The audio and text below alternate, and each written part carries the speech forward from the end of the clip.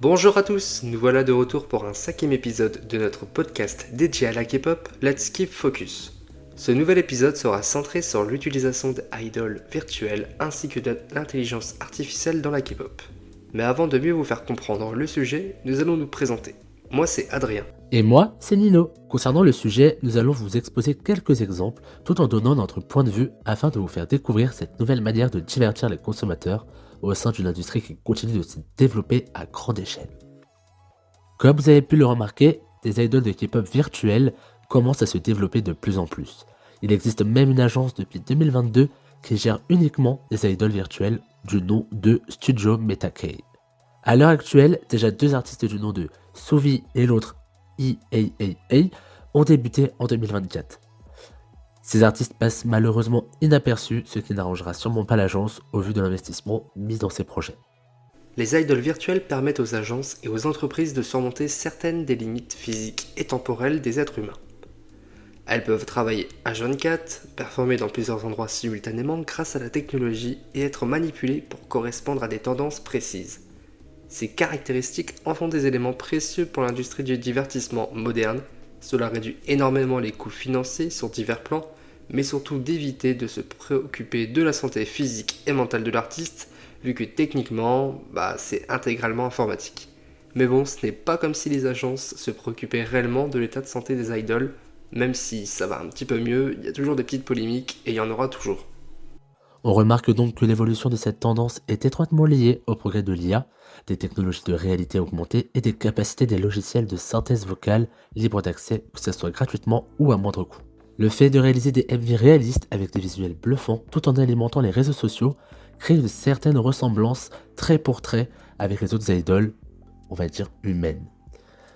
Cela a pour but d'être le plus attractif possible, enfin pour ceux qui s'y intéressent, parce que les fans de K-pop ne sont pas de base le public adéquat pour ce type de contenu au vu de plusieurs critères. Par contre, le public japonais pourrait s'y retrouver quand on voit certaines icônes de la J-pop. Je trouve que le public idéal pour ce genre d'artiste, c'est les fans de jeux vidéo, animés japonais, jeux d'avatar ou bien de webtoon. Or, tous les fans de K-pop ne sont pas forcément friands de ce type de contenu. Par exemple, moi ce n'est pas un contenu vers lequel je me tourne directement. En revanche, ceux qui écoutent de la J-pop ou de la J-rock par exemple, pourraient trouver leur bonheur là-dedans. C'est pour cela que nous allons analyser un peu ce que la J-pop propose avant de faire un comparatif avec la K-pop. Parce qu'au final, la K-pop s'est fortement intéressée de la culture japonaise lorsqu'on voit le succès mondial de certains artistes de J-pop. Lorsqu'on parle de J-pop, les premiers artistes à succès dans le monde que je visualise sont Hatsune Miku. Et très récemment, c'est l'incroyable Hado qui a marqué l'attention du public. Ces artistes ont réussi justement à se trouver un public fidèle après plusieurs années, malgré les autres tendances. La clé de ce succès, c'est que ces artistes sont rattachés à quelque chose. Pour Hatsune Miku, c'est le monde du jeu vidéo et un panel de goodies qui est en lien avec ce personnage et qui a su attirer l'attention. Il est fictif ce personnage, mais sa voix est plus ou moins réelle. Elle a été synthétisée à partir de la voix d'une chanteuse et doubleuse japonaise du nom de Saki Fujita. Pour la jeune chanteuse Hado, elle est bien réelle, et elle s'est produite dernièrement dans pas mal de salles de concert dans le monde entier, dont la France. Son identité reste mystérieuse, elle est représentée par un personnage inspiré de l'univers des mangas, tout comme les visuels qui sont dans ses clips et concerts. Tout comme dans la K-pop, la J-pop a un panel de concepts. Ces deux industries ont certaines similitudes dans la conception de leurs shows tout époustouflant les uns que les autres, mais en connaissant ce qui fera monter l'excitation des fans. J'ai brièvement parlé de ces artistes japonais justement car ils ont été une source d'inspiration pour la K-pop. Forcément, la Corée du Sud n'a pas été le seul pays à s'approprier ce concept. Depuis quelques années, c'est une entreprise américaine qui a voulu s'essayer à cette tendance et elle a été très stratégique dans la conceptualisation du groupe en question. Impossible de ne pas avoir en tête certaines chansons du groupe KDA. Lancé en 2018, ce groupe virtuel créé par Riot Games, l'éditeur du jeu League of Legends, a réuni 4 personnages champions du jeu qui sont interprétés par des artistes réels, dont Madison Beer, Jaira Burns, Miyeon et Soyeon du groupe coréen J-Idol. D'autres artistes rejoignent le projet par la suite tels que Twice ou bien Kim Petras. Leur premier single, Popstar, a rencontré un énorme succès mêlant pop, K-pop et électro. C'était sûr qu'il allait fonctionner lorsqu'on analyse l'accroissement de popularité de Madison Beer avec son premier album et les débuts incroyables de J-Idol au cours de l'année 2018. Ce projet fait partie de l'expansion de l'univers de League of Legends dans la culture pop avec des performances visuelles impressionnantes et un marketing audacieux. Et étant donné du succès explosif du groupe, d'autres chansons sont sorties, toujours avec la même DA, même avec d'autres styles pour toucher encore plus de monde. La clé de la réussite provient donc principalement de l'identité, qui doit être à la fois originale et stylée, mais surtout avec un budget conséquent et l'appui médiatique par le biais de collaboration par exemple. En effet, il n'est pas rare de voir certaines chansons du groupe KDA avoir intégré le catalogue du jeu Just Dance. Avant de revenir sur les artistes virtuels qui sont présents dans la K-pop, je voulais faire une petite aparté sur l'utilisation de l'intelligence artificielle dite IA dans la K-pop. Cet outil de travail est beaucoup mis en avant depuis pas mal d'années, mais ce n'est pas toujours utilisé à bon escient. D'ailleurs, l'outil en question n'est en réalité pas si récent que cela, car la première utilisation remonte à 1956, où son utilisation est vraiment reconnue dans le monde et dans le domaine de la science. Voilà, c'était le petit moment histoire scientifique. Mais une chose que vous savez mieux que moi à présent, c'est que cet outil est souvent jugé par son manque de crédibilité, peu qualitatif, et en général peu apprécié aussi. Entre l'évolution invasive de l'IA dans plusieurs domaines tels que la conception de musique ou de visuel, la réputation de cet outil n'est pas toujours bien vue aux yeux des médias et de la société. Je ne sais pas si vous avez vu dans les médias la déception des fans concernant les débuts du nouveau groupe féminin Mayday avec le clip Uno qui comporte un peu trop de IA en plus d'être de mauvaise qualité. Heureusement pour les fans, un autre clip a été mis en ligne sans tout ce bazar d'IA. Et franchement, heureusement, parce que je pense que s'ils ne l'auraient pas fait, ça aurait encore plus aggravé le cas du groupe qui démarre très mal. Mais franchement, ça va, leur EP était bien au passage si jamais vous avez envie de l'écouter. Il faut aussi prendre en compte que l'usage de l'IA est un sujet très sensible en Corée du Sud, car en effet, dernièrement, vers le mois d'août, c'est devenu une préoccupation croissante pour les agences de K-pop, mais surtout des personnalités publiques, en particulier les deepfakes et les risques associés. Évidemment, pour la plupart du temps, on voit que c'est mal fait, mais j'ai bien peur qu'au fil du temps, ça devient de plus en plus réaliste et au risque de saccager un petit peu la carrière des personnes, mais aussi des personnes comme vous et moi, où voilà, ça pourrait être très bien mal interprété. Et j'espère aussi que des mesures seront envisagées pour que ce genre de contenu, dans plusieurs années, soit vraiment pris en charge par rapport à la justice, parce que je me demande bien ce qu'ils pourront bien faire d'autre à l'avenir. Continuons à présent sur ce que l'industrie coréenne a créé comme artistes virtuels ces dernières années. En comparaison de Ado et KDA, un panel d'artistes avec le même concept existe.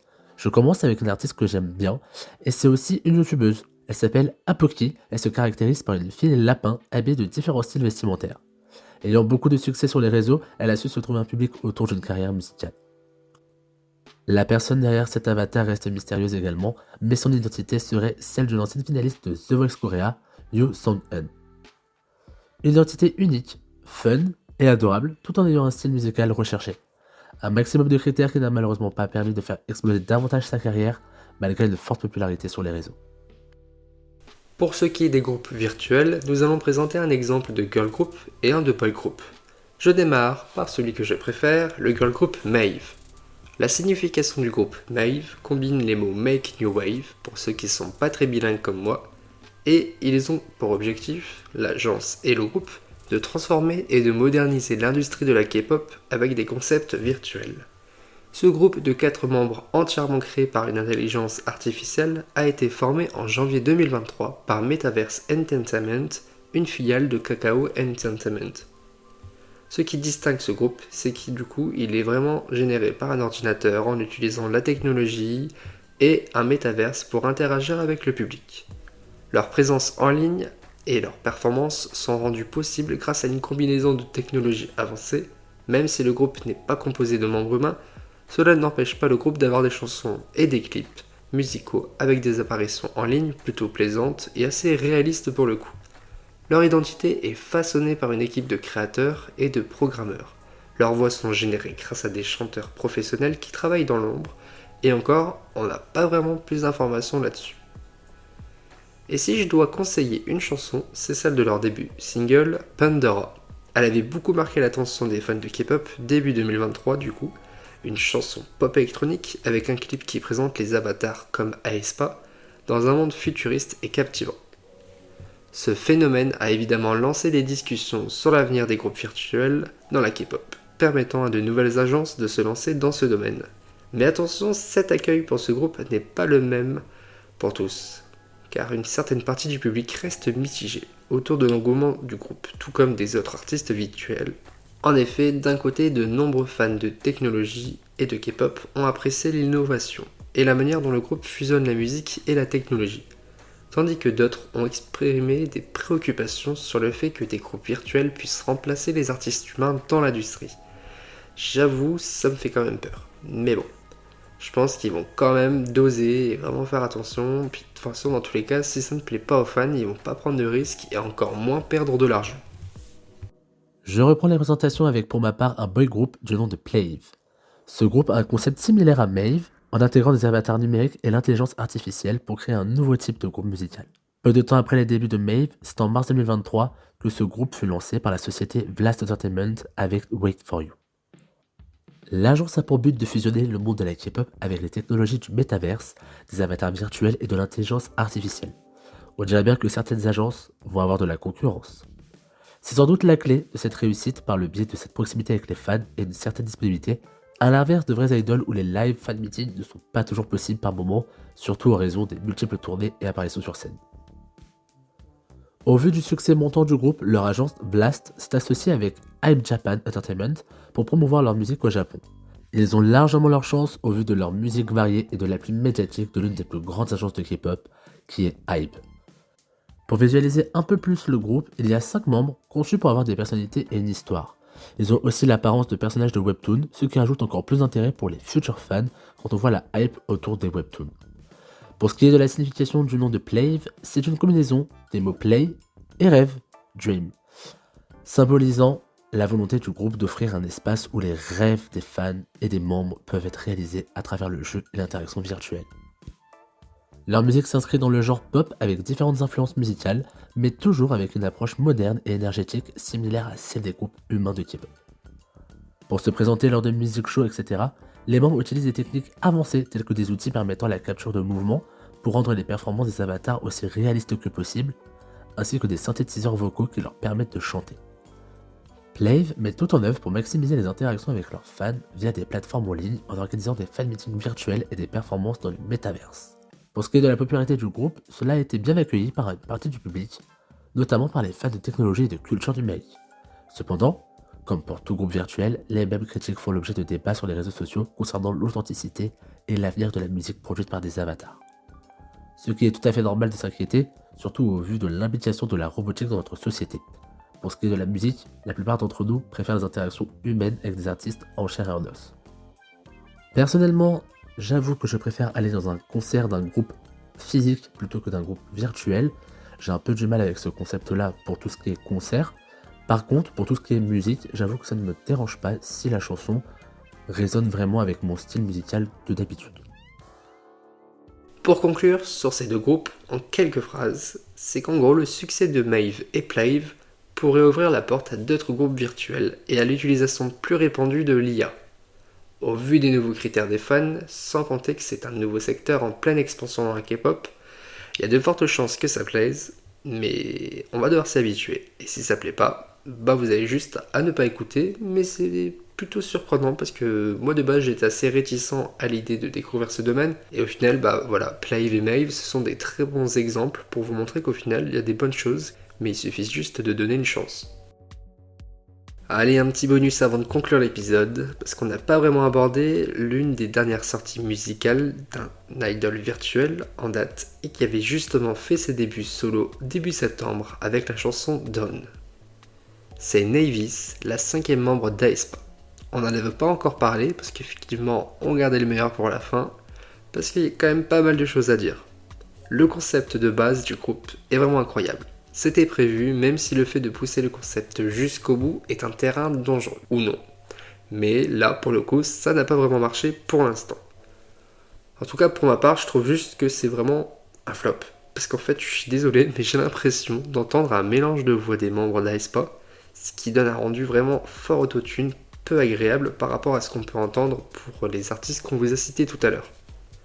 Certes, le budget est là, Le clip est vraiment top et tout, le projet est vraiment sérieux avec un objectif évident, être rentable et sur la durée comme d'habitude pour la SM Entertainment. Cela va peut-être fonctionner pour les fans d'Aespa ou non, mais cela m'étonnerait que Naifis a un impact mondial, surtout quand on voit leur tactique de promotion pour les artistes de l'ASM Entertainment. Je ne pense pas non plus que l'agence va investir davantage si l'engouement ainsi que les résultats ne sont pas en la faveur de l'agence dès son commencement. Je ne dis pas non pour une apparition sur scène comme c'était le cas pour la dernière tournée en date d'Aespa. C'est assez stylé avec les effets, etc. Mais tout comme les concerts de Hatsume Miku par exemple, c'est malheureusement pas ce qui m'attire personnellement et peut-être que c'est le cas aussi pour vous. Ce qui nous bloque un peu Nino et moi par rapport aux idoles virtuelles, c'est aussi de savoir qu'en réalité, ils n'existent pas, voire presque pas. En termes d'interaction, etc., c'est soit surjoué, soit préparé en amont par les ordinateurs, donc voilà, c'est encore moins sincère. Et je vous avoue que nous craignons que cette tendance prenne vraiment trop de place dans l'industrie, car cela a beaucoup trop d'avantages pour les agences en termes de frais, comme on a pu l'exposer tout à l'heure, c'est moins coûteux, etc. Mais les agences seraient vraiment en roue libre pour produire encore plus de projets sans limite, avec des concepts qui ne pourraient pas se faire dans la vraie vie par manque de budget ou autre. Et j'espère vraiment qu'ils vont bien réfléchir parce que les fans vont vraiment se détacher de la K-pop et ça serait vraiment dommage. Cela briserait aussi le concept d'être trainee et de l'authenticité des idoles de base, de même pour leurs compétences et de leur propre évolution, qui au cours de leur carrière progressent d'une certaine façon et augmentent encore plus l'affection que les fans apportent à l'idole en question. Nous respectons évidemment ceux qui apprécient ce type de musique et d'artistes, mais nous pensons sincèrement que les fans de K-pop seraient contre le développement du marché de ces idoles virtuelles.